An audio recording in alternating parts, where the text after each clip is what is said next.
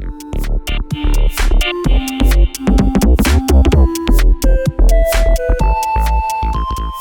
Composer Gloves here, and this is the 8th video in the Harmless from the Ground Up tutorial series. And today we are going to be talking about the phaser selection. And I have here a wave candy to help us do that. And I'm going to answer some questions about this that I had to do quite a bit of experimenting. And I'm actually going to pose one that I just could not find. I just couldn't find an answer for it. There's a way to make this darker. No, there is. Hue, nope. Color, there we go. All right. So, the phaser, this is how a phaser works. And I suspect that it might be working differently because this is an additive process. Well, it has to be working differently if it's an additive process. But what it is you generally, what you do is you clone a signal, and then that signal you phase invert it so that it creates a hole. You get phase cancellation in your sound. And so that's what a phaser does. So if let me just make sure this is all at default. So then put it back to classic. All right. So right now you should just have your saw wave, and move all this back to the way things were. Okay. So I have a saw wave. And if we turn our mount on, we'll start to see that phase cancellation. Now, the neat thing about a phaser is because it's a signal being cloned against it, the phase cancellation will actually move down to the bottom and then come back up to the top and move down again. And the amount knob controls how much of that has an effect, how much signal gets through to cancel out the volume of those specific frequencies. So let's just play a few notes.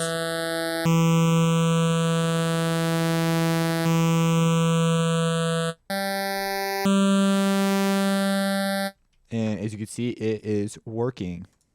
And you have these 3 modes down here. And these 3 modes are different ways to spread out this phase cancellation across your spectrum. And so we have octave, which is more of a logarithmic scale. This is actually the best visual I think there is for this type of thing. So take keyboard tracking off, although I don't think it matters all that much, and turn your speed all the way up and keep the rest of the stuff the same. And you see our phasing is happening in an upwards direction like so. That is the octave mode. If you go to Hertz, it flips around. It goes the other direction. And depending on the width, so if we take our width down, which we'll talk about in a second. Okay, that's Hertz mode, octave mode. And then the last one is harmonics, which is almost straight up and down. At this point, it's almost just an LFO.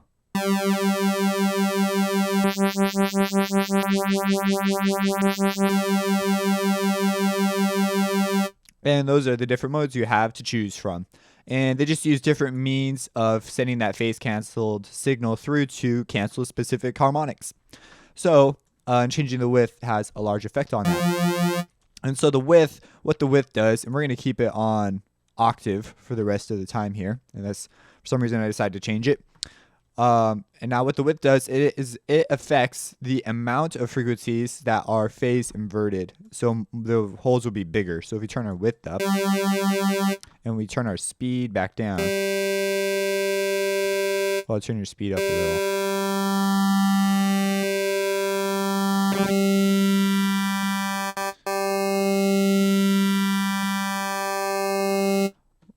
We get, as you can see, we get some really unusual shapes here. Let's turn our speed and our width back down, because width is... So there's our hole. And if we turn width up, we start to get more frequencies being affected. If we turn it up more, we get even more frequencies, more phase, and so on and so forth. And there's a whole bunch of different modes they have here that are different types of phase cancellation. So triangle looks like this. Turn our width up, so we'll add a few more of these holes.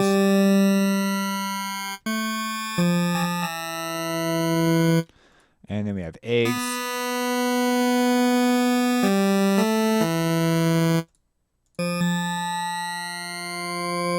So you have all these different options. And as you can see, they have come up with some really unique ways to spread these things out.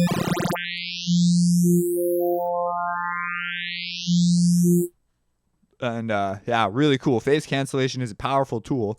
Yeah, this last one, this is frequency modulation. Now, if I have a video, what is frequency modulation? Go watch this. This only frequency modulates at like a ratio of 0.001 or somewhere around there. It's really slow. But it is frequency modulation, which is a really neat tool to have in your phaser kit. So this could also,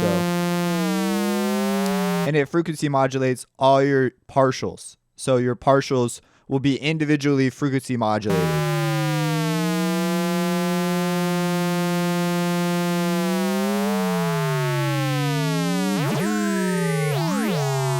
And you get some really wonky looking stuff right there, but that's because the pitch is changing. So you can see the pitch sliding down and coming back and just making these sort of waves. That's frequency modulation. I have an FM8 from the ground up tutorial series, and I plan to do one on Citrus soon. That covers that sort of thing, but the FM, just what is frequency modulation, will answer that question. And let's talk about the offset. So if we go back to classic, we have our thing going through. Well, we can offset where it starts, and on its way up, we can actually automate it to keep it in the same spot if we want.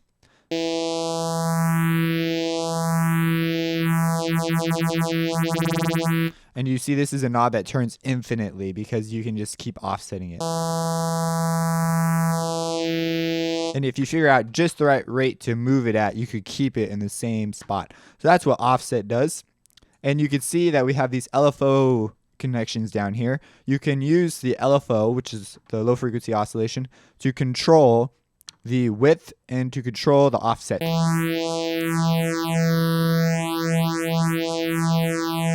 And so that's some really interesting options, especially if you use them both at the same time. And you see our LFO coming through as a waveform. And it's just a really big waveform that controls how these things turn on and off. And if we turn it up really fast, you'll see these motions much faster.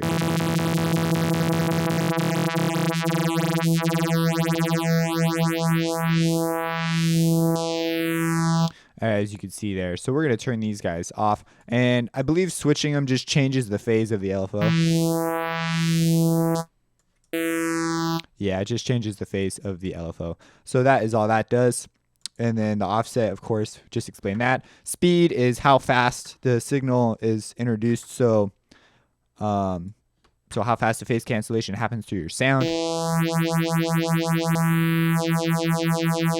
As you can see, this just changes the phase of whether it starts at the bottom or the top. And this last one, is the only thing that I have sort of gotten fed up with. I have tried, it's supposed to apply a keyboard tracking to the amount. But right when I think I've got it actually doing some sort of an audible effect, it just doesn't do it. So, for example, here we have this sound. And we're going to turn our speed back. And if it puts an offset to the amount, when we hit lower notes, there should be like more or less according to the setting we choose. And then when we hit a higher note, there should be less. But get this, let's just turn it off real quick. Put that low note and hit the high note. It sounds pretty much exactly the same. And if we turn it the other way, it sounds the same. So I'm not totally sure. I mean, if it does do anything, because it looks like it is, maybe, but it's a really, really subtle effect then. If anyone knows exactly what this does, drop it in the comments. I have looked everywhere trying to find the answer, and I just couldn't find it. So if you know, it's not that big a deal. I mean, this isn't something that like my life depends on, but that is an option. And so, but there is this interesting bit. If you move it while your sound's playing, it seems to control offset offset. It looks like there might be width and speed. I don't know.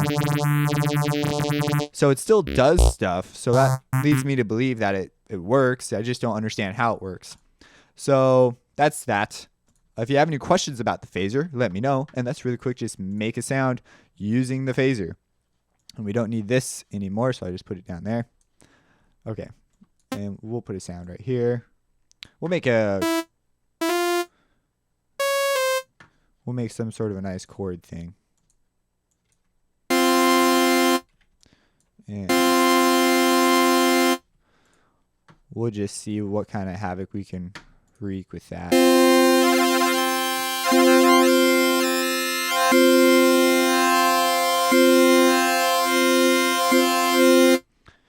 If we turn the speed way up.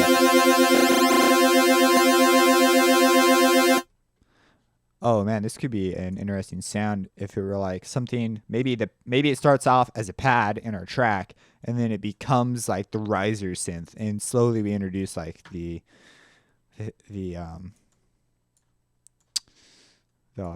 harmonics, and we could even filter it. So you start off, it's a low pass, which is perfect.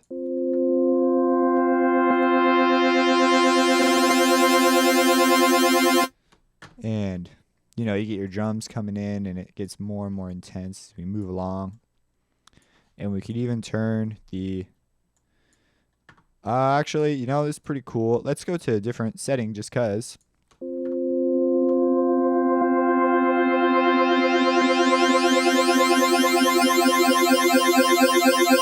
Now, these people will pick out phaser pretty easily. It's sort of like a challenge to hide the phaser so that it's in there but isn't audible. I don't know. Some people, if they could spot effects easily, they think that like, oh, that's be easy to do. But I challenge you to use it more artistically. Now, if you figure out what this does, make a video and post it in the comments. Like, I want to see it. Yes, check out my music on composergloves.com and have a blessed day.